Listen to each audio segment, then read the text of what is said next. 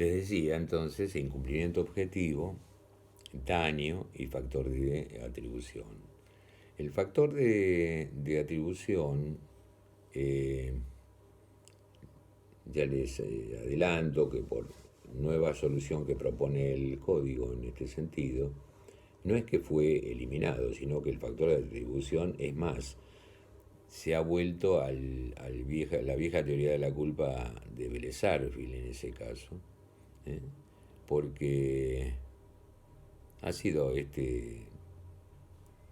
realmente una persona admirable, Vélez Sarsfield, un gran copista, y pudo armar, ¿no?, de las distintas cosas de la época un código maravilloso, y que es cierto que las vueltas de tuerca que se dan en, en el paso del tiempo y en la investigación, cuando surgió la teoría del riesgo creado, riesgo provecho,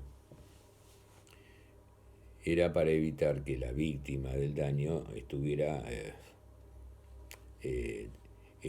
dando vueltas o buscando prueba, porque la tenía que probar la víctima, quién era el que le había pasado por encima, supongamos un auto con un peatón. Y entonces diferenciaban el daño con o por las cosas. Con la cosa es cuando se consideraba la cosa por sí misma peligrosa, y perdón, con la cosa es cuando el hombre con su actividad la volvía peligrosa, perdón. Bolsa de polietileno puesta en una cabeza, cuando en sí misma la bolsa de polietileno nos parecería inofensiva, eh, pero con la acción del hombre se vuelve dañina o riesgosa. En el daño por la cosa es cuando la cosa se la considera en sí misma peligrosa, como por ejemplo en el caso de los automotores frente a peatones, o frente a motos, o frente a bicicletas, etc., ¿no? Eh, Hoy día lo que se determinó en esta situación es que esta teoría tenía la diferencia entre dueño o guardián de la cosa, que es obvia.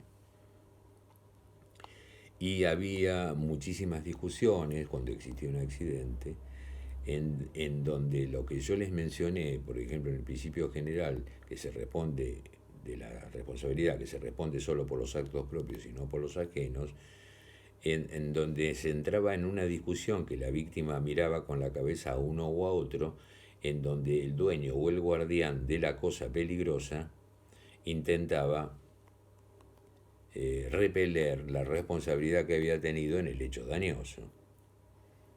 Entonces, para evitar esto, hoy día, el 957 lo que establece es que la víctima no se la puede complicar en esa situación y que son ambos corresponsables.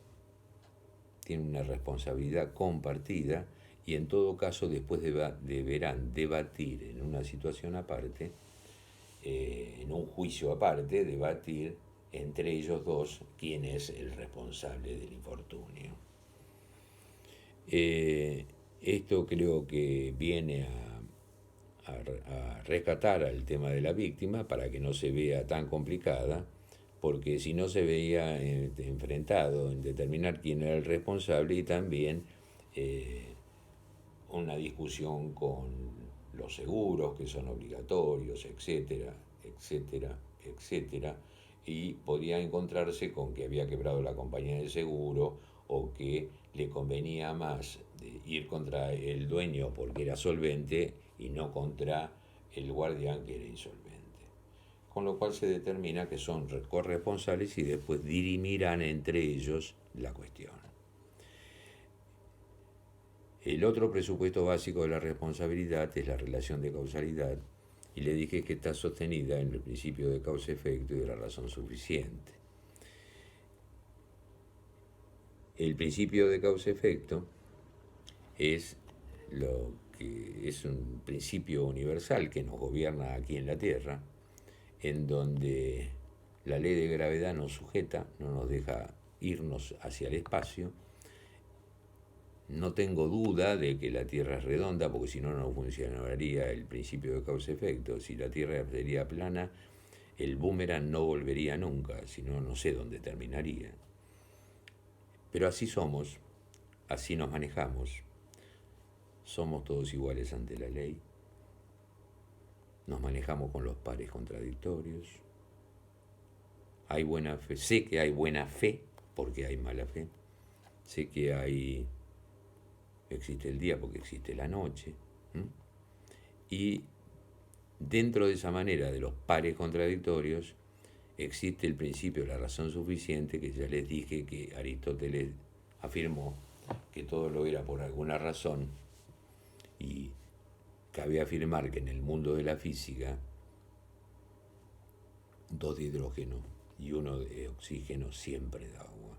En cambio, en el mundo de las relaciones humanas hay biblioteca para cada uno que le guste sostener algo. Entonces hay que sacar un promedio que sea razonable a la razón para poder determinar que aquel hecho fue capaz de producir este daño. Para eso hay que hacer una diferencia entre condición, entre ocasión, condición y causa. Condiciones tiene una lejanía de tercer grado, la ocasión, perdón. La condición tiene la apariencia de causa, pero en definitiva hay que determinar si hay una causa, cuál es la verdadera causa, o con causas. Hay un sinnúmero de teorías que ustedes las podrán ver por su lado acerca de la naturaleza de la relación de causalidad, pero este código definió la situación, le elevó a la categoría de código y dijo que se aplica la teoría de la relación adecuada, de la causa adecuada, que fue aquella que seguramente por aspectos razonables fue la más adecuada para provocar tal daño. Este presupuesto, si bien es cierto que tienen que existir los 4, incumplimiento objetivo, principio general de no dañar a nadie, el daño en sí mismo, verán las clases de daño, el factor de atribución y por último la relación de causalidad. Porque esto demuestra en la aplicación, vuelvo a insistir, de la causa-efecto. Ahí les recomiendo que vean una película porque es un manual de determinar la relación de causa-efecto, que es Ratty Horror Show. Es una película nacional de Piñeiro sobre un caso que es verídico, en donde él, debe ser una de las películas más baratas que se produjeron porque está filmada dentro de un set de televisión y aunada con documentos, en donde demuestra que al que intentaron, se llamaba Cabrera, que era un personaje que lo venía persiguiendo la policía en Pompeya y lo tiroteaban, lo venían persiguiendo y mató 5 personas, entre ellos 2 menores.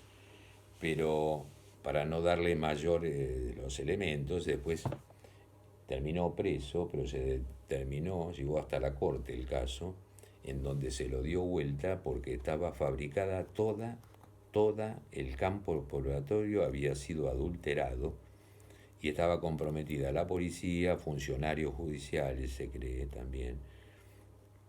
Tal es así que la corte terminó dando vuelta el fallo, que lo había juzgado un tribunal oral, le habían dado 20 años, estaba pensando a cumplir la condena cuando apeló y la corte después lo dejó libre, en donde la policía, que estaba complicada en el hecho, había adulterado todo el campo probatorio de una manera, diría, patética. Se la recomiendo que la vean y van a tener una noción exacta de la relación de causalidad. También hay clases de relación de causalidad, por eso lo vamos a seguir viendo.